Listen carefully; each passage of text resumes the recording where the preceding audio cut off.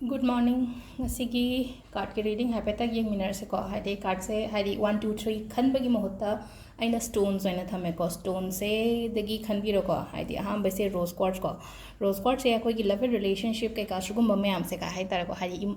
relationship nu ai taba adagi even pregnancy gumba kai gumba haidi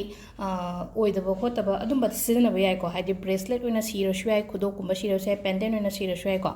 aduga mathangi sina ko amethyst ki kanaba mayam am haigre ko lai lai shu gi oiro natraga ga sai gi koi ki addiction gumba laiba mi leina ko adum bagi haidi mo gi ka gumba da dai masana sira shu phai ko aduga mathangi sina ko bloodstone ko haidi bloodstone gi matang dri kem hydri ai atoy mathang da sema ke phasana ko ado sida hai patang nung sing je leire ko na nung ahum se khaido thame rose quartz ne amethyst ne aduga bloodstone ne ko ado keno to minar se khoi gi ke message la ke da hai patang yeng minar su ahamba card ko ahamba card age of pentacles ko age of pentacles se nangonda hojik haidi ngasi hai tar ngasi gi on longone ngasi se nangonda afabagumba lakpa hai tare ko opportunities oiro offer oiro paisa rang cha oiro haidi pau nungai ba oire se na khala se ko haidi smaina keno to ba ai ko atu ka sum invest wi ba so kai ba kem leite ko haidi keno ma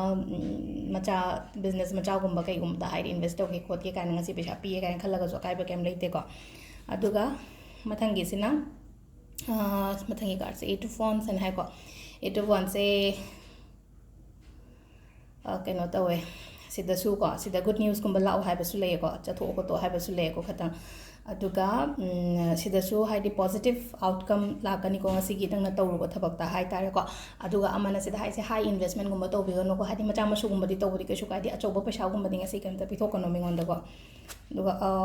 ahum suba se bloodstone sigi se ko 9 of wands ai 9 of wands se haji se ta seng na wa ba do makha haidi thabak oiro natraga wakhan oiro haidi hakjang su waramgani yamna hakjang wa ba hairaga di hakjang je pura drain out to thokpa hai tar chok thaba khothaba adumaina leibodo thabak tawgera tawroira ko haidi thabak hoi thabak su tawrangani tawbudi haidi thabak tawdramak su adum haidi isa je pura chok tharaga kem tawning daba kem ta haidi haugatning daba khotaba adumaina power feel tawrangani ko sisa aduga sida hai ko haidi kitang care katang lo ko na sagi natraga di narakani ko sida adu smaina su keno to ba ko khatang haidi ai wa lai thok pa su ka khatang tamu haidi sum yumgi mau ne har ko example ko haidi especially mau anobi gumba haidi moi sing aina sum wari shanara ko da nga ngai se haidi moi se haidok pangam da ba hai tare ko adum moi na hai ahan ngai na hai ngai na traga leina ko haidi adum moi na hai ngai to bo khot pa ma leina ko adu khatang ishada haida henjala agadi kitang haidokpa matam mo ai si mading amoy ko keno tawroi ko haide hai example doina mo anobi gumba da p1 ni ko ishada su loimak lei ko haide mo anobi ka tang yuana te ko haide aina ngarang na han kitang yengi ba gi sum ai gi mind sida lak pa gi ena smaina hai ba ni ko haide loina mak admaina tawrongani hai ba leite family ge adu khar family da di khar admaina taw dum ya ba hai ngangai da hai tar ko kitang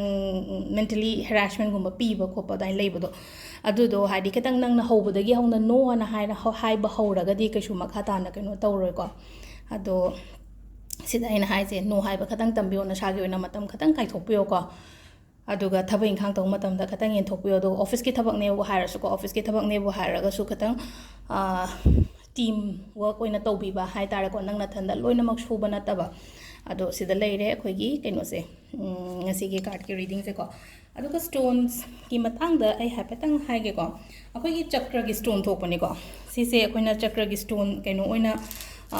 sida kharam se leiri ko ise ko si mayam se se total stone trying thoine ko trying thoi sida haide maming myam ama leigre sida ina hair ga so myam da gyan ta roi ko ado si se akoi gi ne ko 12 chakra tumble stone en thiyo google da kai da google da amazon da ko tumble tumble ko link to budi makha da budi happy haira ke ko ado si se akoina meditation to ma tam da ko suppose ai se kai haini ai shamak se haidi si sine na khala se ko ai sumaina phamme na ko aduga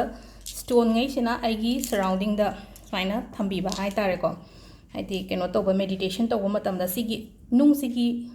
keno se energy se akhoi da phangna ba gi da makta hai tare ko aina phammi ba jaga du da haidi sumaina to ko shelaga aina ngatang minute tara ama minute keno ama ka minute tranga ama pungai ama meditation to matam da stone je smile taro ga sima to bibe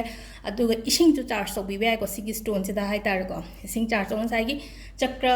mamang da ina hai ko hai de chakra balance ora ga di na ba khot pa ama life ta problem ak pa khot pa loin ma phagane ai to chakra balance ong na ba gi da mak ta ni ko si je ina hai je ko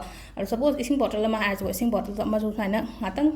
at least 30 minutes kumba hai tare ko bottle je thambiraga si ising se charge toroga si masu thapi be ko aduga amana meditation gumba to biba hai tare ko ado sigi